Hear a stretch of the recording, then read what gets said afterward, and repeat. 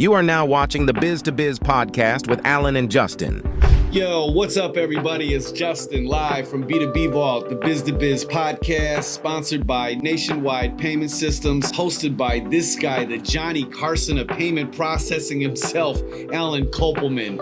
And in today's podcast, we'll be answering a question: what does success mean to you? It's a loaded question. There's a lot of different answers, a lot of different ways you can look at success.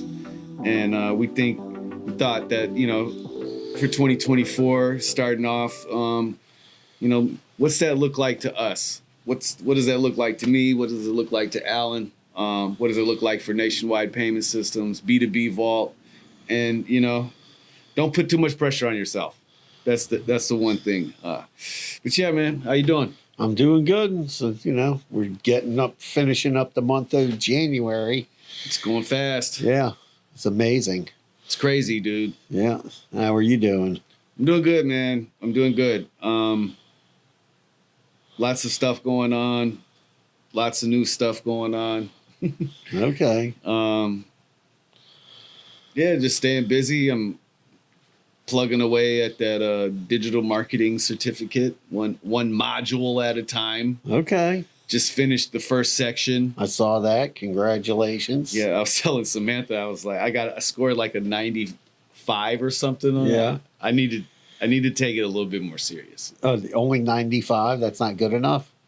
Well, it's good. It's bad, but I wasn't really trying. Oh, okay. I was like, I didn't. So you think if you paid attention, you'd get 100%? Oh yeah, easily. Okay. Yeah, I mean, because it's all the stuff. Nothing's changed in the past 15 Well, I think the base, foundation. Yeah, the foundation hasn't changed. And that's what the start of it was. Just yeah. the foundation of digital marketing and e-commerce. So hopefully there's I think there's 7 sections right to the certificate. Yeah. So I'm on part 2. Okay. And there's modules within there, different sections or whatever, they call them modules. But so maybe I'm sure there's going to be something I learned. Okay. It's from Google. It's on Coursera, and it's a Google program. The people who are teaching the course, they work for Google. So maybe somewhere hidden in there is a secret that you only get if you watch it. I got notes. I was taking notes about it. Okay. Well, we'll see. I don't.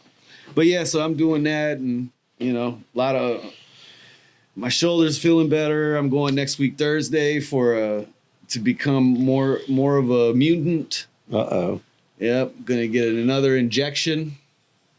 So. Oh, Dr. Stein? Dr. Stein from the Non-Surgical Orthopedic Center. Shout out to you guys. Hopefully we can get a payment, get a credit card machine in there. Pitch them when you go in there. Say, hey, think I'm not? Say, yeah, tell them. No, I'm not going to mention. Give them some guilt about my mom's been going there for years. I will. I'm going to have to do that. And then got some other appointments, got some blood work stuff. Just to, got to keep up with the health, Yeah. Part of health is wealth.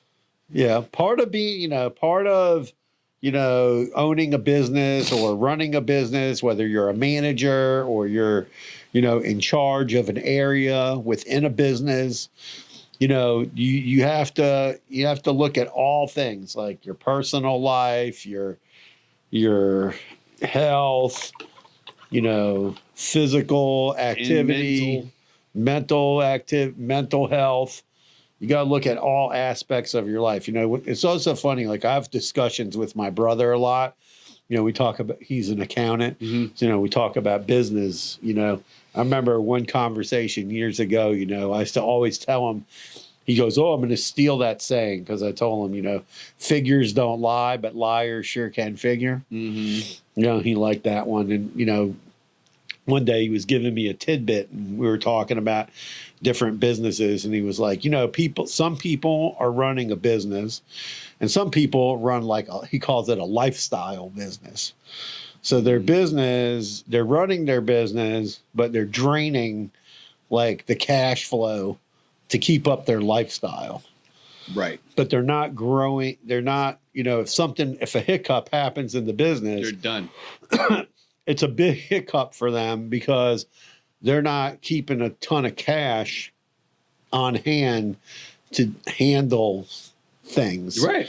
Because they're sucking everything out, and it's a lifestyle. So that becomes a lifestyle business, and There's a lot of those around. Yeah, there's a lot. And a lot of people, they don't think about that when they're in business about, how that going to affect like later on or A lot of times I think they're young, or they're in their like midlife crisis and they're trying to keep up with the younger kids. No, I've seen it all. I know exactly what you're saying. Like, those guys who are like hitting up every happy hour, like, yeah, we're going to go network, but really you're just an alcoholic. And well, they're just out partying and they're not Exactly. really doing any business. no, they're alcoholics. No, but Functioning some alcoholics. people step in it, and they're doing tons and tons of, their business is making tons of money. But then, I know some guys that just, I can't, dude, like if I had 2 beers today Yeah. after work, right. I would wake up tomorrow morning, Yeah. possibly with a headache and really feeling tired. I would be sick. So that's for That's sure. what I'm saying. Like, how the hell, I get it when you're like 20, 26, up to like you're 30, but how did these guys, you know who the kind of guys I'm talking about, the guys Listen. your age. Listen, we had some guys here at the office, those young guys, they didn't have a house. They had no They address. literally They were Airbnb'd. they Airbnb'd across. They were Airbnb'ing like across basically the U.S. and the Caribbean. The one guy said he had one house, though. They had one apartment in New York. Yeah, that an apartment. Yeah, New York. in New York. They had that like a place where they all would like just, I don't know. That was weird. But yeah, man, those kids, I get it. Like, that's cool. Like, they could get away with that. They don't have any responsibilities. Right. They're not raising kids. They can go and No, party. but it's every night. also a lifestyle business because It's they're out. definitely a lifestyle business. Right, they're just taking all the cash flow and spending it, and Which then at the end of the is day, stupid. when you sit down and you need to be doing some stuff like, oh, I want to buy a house or I want to buy a You car. never established any credit. You never Right. saved a dime. You don't have a savings account. You didn't set up a CD. You didn't set up anything. You didn't buy Yeah. any stocks. No IRA. No IRA. No Yeah. anything. I mean, come on. I shouldn't talk, but That shit happens, because dude. I mean, I don't have any of that stuff. But you know what I mean. I'm working towards it. Things are getting different. Things are better. But anyway, man, success. Whew. What notes did you write about success? So like when you think of success, right? When I think of success, the typical thing is money, cars, clothes, the wife, the property, the big house, the big office, you know what I mean? With the nice overlooking view. Now that's success, not to me, right? So I've what the perception of, Yeah. like for instance, when I ran my business, digital marketing, people thought I was so successful. Like I was just ridiculously loaded, right? Because, Justin, he can go and do whatever he wants. He's in New York, or he picks his kids up whenever he needs and stuff like that. But they don't understand the sacrifices you make that I was making. Yeah. Because success to me was being able to raise my kids the first 15 years of their Right. lives. You know what I'm saying? Yeah. Like being around if my daughters got sick at school or they needed feminine products, I was able to get up and go and do that. Right. Having a 9 to 5, working with Alan, he's very awesome, and he, he's understanding. He has kids, so he knows what it is to be a dad. He's not a dickhead. Oh, sorry. But yeah, that was the success that I had.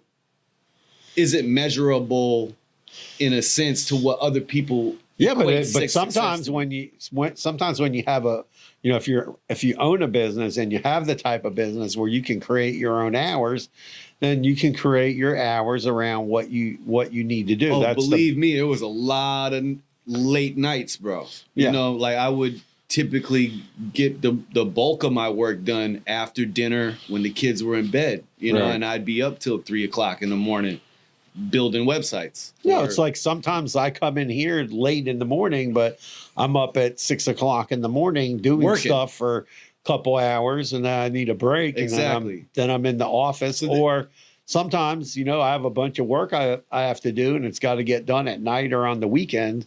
So those are, you know, tasks that I'm not going to. There's some tasks that I'm not going to farm out, right. right? So you know, that's what you have to do. But also success is, you know, watching your kids grow up, become young adults, and then Dude. go out and be successful. That's what I'm saying. Like, I have like I went on camping trips with my kids, and I brought my laptop with me, of course, you know, and when I'd have the hot spots, so drink your coffee. I'm having my coffee. You're having your coffee. Shout out to Gail from one of the family friends. He brought me some Blue Mountain coffee from Jamaica. I don't drink coffee, but it's instant coffee, and I thought of Alan, so he's indulging in that. Shout out to you, Gail. Thanks. We'll see if I can feel the hair grow on my head. Yeah. Because I was able to do a lot of stuff. You know what I mean? But again, that takes away from what you're earning. Right. You know what I mean? So. That's why success comes in many different forms. You know, Yeah. It comes in all different forms. I'm wealthy in more ways than one, right? Like my thing is I'm the richest man on the planet. I just don't have any money. Okay. Like I have my kids, they love me. Yeah. We go through it. I love you guys. But anyway, like, you know what I'm saying? Like at the end of it, to me, it was all worth it. You want to know what one of my friends told me? What's that? Who's much older than me. He was telling me, he goes, oh, all through my life, you know, he struggled. And he goes, then when he hit his 50s and into his 60s, he goes, that's when he made like the bulk of his money. Well, when you look at, and he said, I because he became like very established in what he was doing. yeah. And that's when he he started to hit like a big stride where it was boom, boom, boom, boom. And he hit like a big stride in business. It's funny. I kind of feel that coming. Right. Right. A lot of people, well, if you look at like these people who are running the country right now, Yeah. and are successful business owners, Yeah. typically most of them were in their 40s when they made their first million, Right. right? Or even when they even started the business. Right. Like Walmart, he was 43 years old or something like that. I can't remember all the guys, but typically, you know, it's like, I feel like I lived a whole lifetime, right? And Not everybody did like step in it like Mark Cuban sold a couple of .coms. well, yeah, look at, there's a bunch of other people, right? Yeah. But I'm saying like people who have really set up like these huge corporations in America, you know, a lot of them were older. Yeah. They were in their early 40s and Right. some in their early 50s, right? Yeah. And that's when life changed for them. So I think it's all about mindset, and you know what I mean? And my first half of my life was hard. Okay. And, but I'm not dead. So I can't just quit.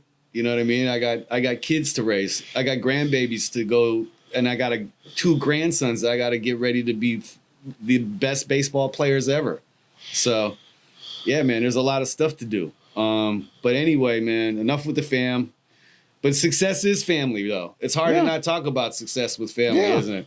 Because I'm sure you could relate a lot. You were able to do stuff with your kids. Yeah, I that- was able to do stuff with my kids after I got out of the restaurant business, Exactly. which was absorbing all my time. And I got to spend time with them while they were growing up and go to their games and plays and music recitals. Listen, and all when of that stuff. It's crazy, right? When you think about it, like a lot of times I would go, you didn't ever see the dads. Right. Because what were the dads doing? Oh, yeah. I would be at like my kids' stuff and everybody be like, Huh? What? There's like a dad here. Exactly. And sometimes it was awkward. A lot of times because I would be my wife's a teacher, so she wasn't able to. She didn't have that flexibility. Right. She couldn't just go and do stuff.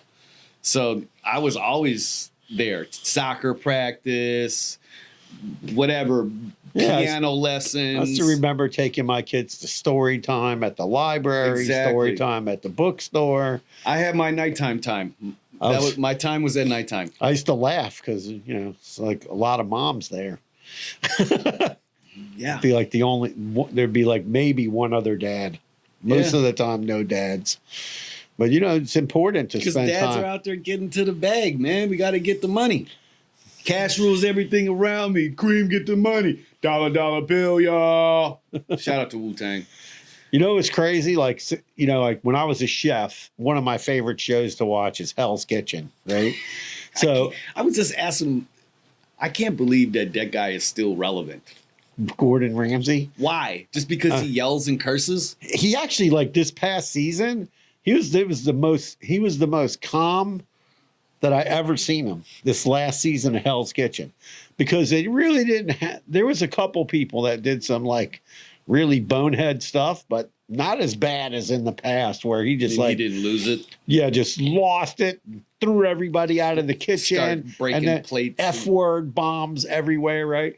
And then after the show was over, I was watching the show and the theme was, the American dream. So whatever, there was one guy on the show actually reminded me of Justin. He came in second place. He's still a winner. Second place is good. Yeah. And he got into the final, and the kid that won immigrated to the U.S. from Ireland. Actually lives in Miami. Shout out to Ryan from Hell's Kitchen. I don't know if he'll hear the podcast. Maybe we can tag him. Mm-hmm. And so in the end, he came down to the final two, and the other guy, I'm not going to remember the kid's name. They had his daughter and his parents come to see him. Nice. And then for Ryan, they had his wife come. They probably flew her from Miami, and his dad, they flew him in from Ireland. Cool. So that was really cool. And then why'd the guy remind you of me? He had a big beard. Oh, and he also was he from? You talking about Adam? No, from Milwaukee. No, not Adam. No, it was just this past season. It just finished the other day. There was a guy from Milwaukee on there. Maybe. With a really big beard. He had tattoos? No, this guy had a big beard, but he was from, I think his name was Jonathan. He was from L.A. area. Okay. And there was a guy named, I can't remember his last name, but he opened a place called Egg and Flour in Milwaukee. Oh. And that wasn't this past season. I think it was the season before. So, but let me finish. So then at the end, whatever, they're at the door, and I'm thinking, I could just see like this Ryan guy had really good control of the kitchen and everything. Cool. So he ended up, he won, and he was very humble about the whole thing. And then after the show, I look up, to see who he is, what is he doing, blah, blah, blah. And he's still living in Miami because the show was filmed 2 years ago. And they just put it on TV now. Wow. I'm like, that's weird. Like, they filmed it 2 years ago, and he won Hell's Kitchen, and he had to keep it a secret for 2 years. That's crazy. Yeah. I didn't. Now I wonder if he's going to take the job with, like all these people that were on the show. They couldn't tell anybody they were on the show, and then the show aired. It's kind of interesting because I look back to see like how many people were like successful from Hell's Kitchen. Yeah, it's always interesting to see. I'm sure some restaurant people, man. Those guys, dude. The chefs that make it and really like are flourishing, man. Shout out to you guys because my wife is constantly trying to. Everyone wants us to open a food truck. Don't open a food truck. I'm not doing it. Don't worry about it. I deaded it again on Sunday. I said, who is going to wake up at 4:00 in the morning and do all the prep? Listen, I was a chef for 20 years. I worked in restaurants. There's no money in clubs, that shit. Hotels. I had my picture in the newspaper. You were making money. That's different because you're head chef. That's different. But for us trying to start I owned a restaurant. It was pretty rough. It was a rough. It was rough. I would never open another. When people tell me they want to open a restaurant, I go, not a good idea. You're not going to spend any time with your family unless you're got a bunch of business partners. Right, and you're mega rich and somebody's already. got a bunch of money, and you're going to be able to and it's an investment for you, right? Yeah, but you still got to have controls, and you got to, because you can't just have everything go off the rails and bad food being served and all that. And the restaurant business is even harder today than it was, years ago, because now we have labor shortages to deal with. And I see all these. I see these. There's a guy I was showing Justin on Instagram, right, about how all these restaurants closing up all over the place in South Florida. I see. And then people are coming in right at these places go out of business, and then somebody new goes in. Sometimes Alan sends me stuff, and no, just kidding. No, but I did. I like watching that. I like restaurant. But it was what is it? Restaurateur. No, but it was interesting. Like, that just shows you, people go out of business and somebody else comes in constantly. Yeah, it's a circle. But the other problem is because they don't have enough help. All these places are getting beat up by the health department for cleanliness. Listen, you own a restaurant. Cleanliness is next to godliness. Listen, you own a restaurant. You need to clean today. You need to clean. You need to figure out how to get a better point of sale system, get a kiosk, get pay and order at the table. Use the technology at your disposal. Yeah. Man. Spend money.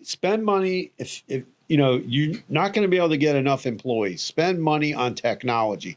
In any business that you're in, Justin gets mad at me because I always ask him, I say, "Oh, do you need this? We'll pay for it." Because if I can pay for something, that's going to streamline my job. Right. To make sure. I don't get mad at you. It's just like, I don't need it. I know you don't need it, but right, if it's going to save time. If it saves time, if I look at it and it's like something that's actually useful, right? Most of the time we end up going through it. But if there's something it's going to take me longer to learn a new, it's just not worth it to me. No, I get it. That's why you have to. But you can teach this old guy new tricks.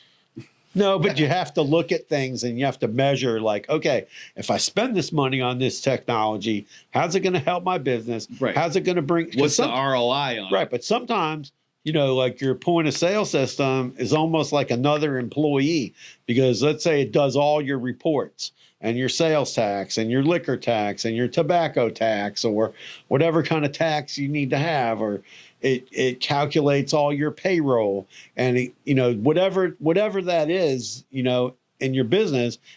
When all of that can save you a ton of time, which is saving you money. Right, which time means is money. You're making more money. So it's gonna, if you can alleviate certain tasks, right? Right. Like I'm working with some guys now, and they have this restaurant buying co-op. That's right. Cool. So that they can help. Their business is to help smaller restaurants get set up through them, and then they're going to have 50 restaurants buying, and then they're able to negotiate lower pricing from the produce company and the meat company and this company and that company. See, that's another thing. Like just thinking about that, like we're the vendors to get the food for the vegetables and the meat for the food truck. No, Justina, I love you so much. You be going to Restaurant Depot, buying stuff. I am not. A friend of mine, he has a food truck. He's been trying to sell it to me for years. It's brand new. He never even launched it. One of my friends sitting in a storage warehouse out in the middle of Wisconsin. I'm sure there's a bunch of them in Miami sitting around. Right. The food trucks for a while was like the big rage. And then during COVID, food trucks got crazy because they were like outside. So a lot of people started going to these like food truck things, but I think kind of the novelty of it is kind of wore off a little bit. Yeah, I agree. There's only so many different kind of egg rolls you can eat. And I mean, down here in South Florida, it's either you're eating Jamaican food, Colombian food, or what? No, like we used to have this Nicaraguan. We had a client that had these food. He had this food trucks. And in seafood. He had these food trucks, and what he used to do was he used them for like catering.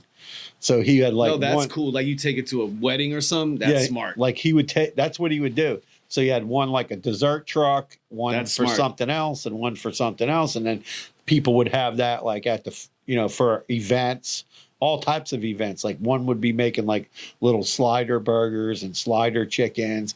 And then the other one was making, different kinds of French fries, and then another one's making desserts. No, but Well- you got to think outside of the box. No, Anyway, man. but success, Yes. it's important. And, how you measure your success is up to where you are in your life. It's Agreed. not always measured in your bank account. It can't be. I mean, you're gonna end up driving yourself crazy. Right. And I drove myself crazy for many years, like chasing a dollar. Right. Just chase that dollar, chase the. My man, I'd wake up, maybe have only slept for 3-4 hours, and I would hit the ground running, cold calling, stopping at businesses, shaking hands, driving from one side of the city to the other. And some days you wouldn't make a dime. Your phone would be dry as the desert. No, it's like we got approached with like a couple of different ways to like bring business into the company, right? So me and Justin sat down, we talked about, okay, you got this way, this, whatever, 3 or 4 different options, right? And I weighed them out, and it was like some of them were like it would be like a lot of pressure, right, on both of us. And A lot. on top of the investment. Yeah, on top of the investment. And then we decided, It's not worth it. Yeah, we decided like it wasn't going to be manageable. So then we said, okay, then So you take those same things that is so like large, right? Right. And then we like, okay, let's trim the fat off that. right, And then you find a more realistic entry level, right. right? Yeah, not just a realistic entry level, but a manageable. Manageable, right? Because one for thing, me, realistic, like money wise. right? But the thing is you also want to be able, the office is only so big, so you can't just go, oh, well, I'm going to have like 5 employees working at home. Then you need a supervisor to supervise all of them. Then we'd need a bigger office. You'd have to buy more. Well, I'm just saying it just like, didn't. It just didn't work. Yeah, it just didn't add up. So you have to look at the whole picture when you're looking at like, oh, I'm going to go do this. That's why I always say, like, I see these companies like Toast and Stripe and other companies, and you see them making tons of money, but they have no profit. Right. I mean, I don't know how they exist. They just keep taking venture capital. So if you want to be on the podcast, we're looking to interview people on the podcast this year in 2024. So we're looking for people who are like startup companies. That's who we want to talk to. Tell us why you started your business. So maybe you've been in business for like a year or less, and you want to come on the podcast, and then we can talk about why you started your business and why you think it's going to be successful, or how you are being successful. Yeah, man. I want to hear what your definition of success is as well. I'm interested.